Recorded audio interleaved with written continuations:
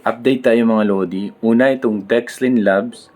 So, nag-stop na. May nagtatanong kasi sa akin. Nag-stop na yung pag-earn ng points. Ngayon naman, mga official, sabi niya dito, it's happening. Your points will officially convert on 31st January 2025. So, mako-convert na kung ano man points ang nakuha mo dun, mako-convert into Supra token ata. At diretso, wala nang pasikot-sikot pa ang Dexlin. Diretso nila sa wallet mo yung ginamit mong wallet na kung saan nag-test or nag-join dun sa kanilang activity, okay? So, no extra steps needed. We're airdropping directly to your wallets, okay?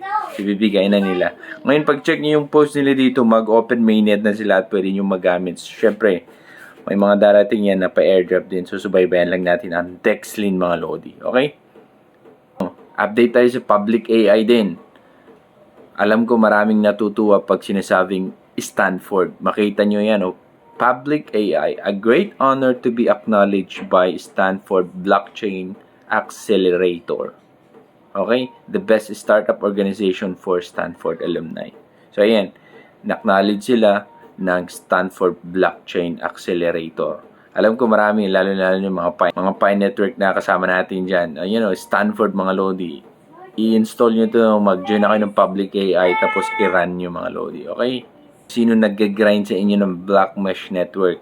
Ayan TGE. Pero di ko alam, ang TGE nila, Technology Growth Evolution. Pero nasa sa inyo yan kung paano nyo intindihin. Basta nag-post sila ngayon, TGE. Okay?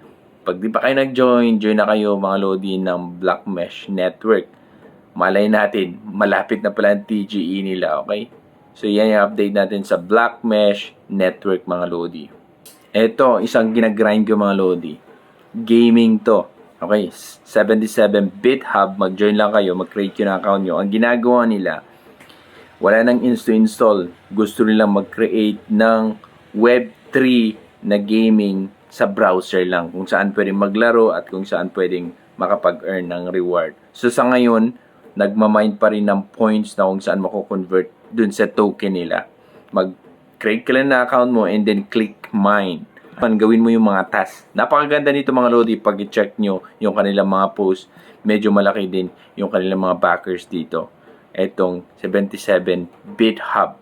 May nagtatanong hindi daw makapasok or magamit yung code ko dito sa layer edge mga Lodi. So ito ang dahilan kasi nga hindi ko pa naabot yung 50 hours uptime. Okay, paano natin malalaman? Walang nakalagay dun eh. So ang nabasa ko is 2,000 points is equivalent to 1 hour uptime. Okay, so hindi nyo nagagamit yung code kasi nga yung mga iba, hindi nyo magamit kasi hindi pa, yung ginagamit yung code, di pa niya nagawa yung 50 hours uptime. So, paano nyo ma-calculate kung okay na, kung meron na kayong 50 hours na uptime, yung points nyo is 100,000 points. Bakit? Kasi nga, 1 hour uptime is equivalent to 2,000 points. Yun lang yung nabasa ko. So, kung gusto nyo talaga na mag-refer, kailangan nyo ma-hit yung 50 hours uptime, which is 100,000 points. Yun yung equivalent na. Pag meron na kayong 100,000 points, ibig sabihin, pwede na kayong mag-refer at pwede na mag-join yung mga kasama nyo. Pero 50 lang.